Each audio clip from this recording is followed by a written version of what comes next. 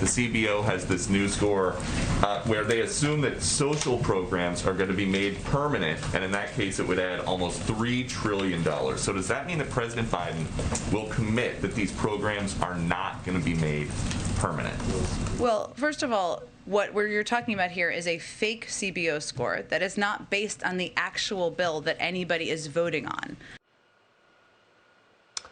That was White House Press Secretary Jen Psaki calling the new CBO score on Biden's Build Back Better bill fake. The report says that the true cost of the bill is actually $4.9 trillion. That in the plan there are gimmicks that say programs are going away, and in fact they will be made permanent. Joining me right now is Florida Senator NRSC Chairman Rick Scott. He is a member of the Homeland Security and Armed Forces Committees. Senator, it's great to see you this morning. Thanks very much for being here. Your reaction to Jen Psaki calling the CBO score fake? I think it's fake what she says, because what comes out of her mouth is constantly a lie. Remember how the infrastructure bill was paid for? It wasn't. Remember how this was paid for? It's not. Remember how they're not going to raise taxes on the middle income? They are. Remember how they're going to tax the rich? No, this is what, $600 billion worth of tax cuts for the richest families in California, New York, New Jersey, and then they cut charity care for hospitals in Texas and Florida and places like that. I mean, you can't make this stuff up, but they're just lying about this. Like they say, the border's secure. Come on. And the American public is fed up with Joe Biden and all of his constant, and Jen Psaki's constant lies. Well, it's absolutely extraordinary, and you just mentioned one of the parts of the bill that you're specifically pushing back on, and that is these cuts to hospital funding in mostly right-leaning states. Senator, I mean, we're in the middle of a pandemic, and Joe Biden wants to cut funding to hospitals? Think about it. You're running a hospital. Let's say you're in inner city Orlando, and now Joe Biden says, we're going to give you less money to take care of the poor. I mean, how does that make any sense? At the same time, he says, oh, he's going to give tax cuts to the rich in New York. How does this make any sense? So you feel sorry for these people that need to rely on these charity hospitals for care, but you got to make sure they're funded. And we cannot allow the Biden administration and the Democrats to cut funding for these charity hospitals. And I'm not going to do it. I'm not going to let it happen. I'm going to make sure everybody in this country knows exactly what the Democrats are doing.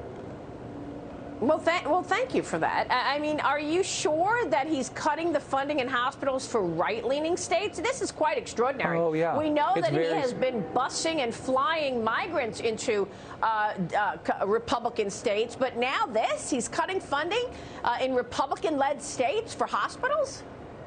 Yeah, the tax cuts are for the rich in blue states, and the cut in charity care is for the poor in red states. You can't make this stuff up. That's exactly what they're doing. I've been talking to our charity hospitals. And by the way, the Democrats, people like Debbie Wasserman Schultz, she sent a letter to Pelosi saying she would not vote for that. And she did. Of course she did, because they don't care. This is just all about making more people dependent on government. It's not good for families. I grew up in a poor family. I watched my mom struggle. But you don't bring your kids up to be dependent on government. And by the way, this is just another way they're going to tax the rich or tax the poor through inflation. Look at these inflation numbers, 6.8%. I mean, how can the poor live in this country anymore with what the Democrats are doing? We are waiting on the Producer Price Index. We are expecting a spike of 9.2% year over year in the month of November. Do you believe that if this Build Back Better plan gets through in any form, that it stokes inflation even higher? Oh, yeah, it's just reckless government spending. I mean, every time the government runs deficits and spends money and tells people, oh, don't work, just rely on the government, what happens? We get more inflation. Look at what's happened this whole year. Every manufacturer I'm talking to is seeing double-digit cost inflation. I mean, who's it hurting? The rich, your assets are going up, stock market's doing great, but what's happened to the poor? They can't afford the gas or the food. I watched my mom. She had to make a choice. Do I put gas in the car to get to work? Or do I have enough food for these 5 kids? That's what she had to do. And that's what Biden's doing to people all across this country. Well, it's actually quite extraordinary that the economic policy is being outdone by foreign policy as well, where there are just blow-ups everywhere you look.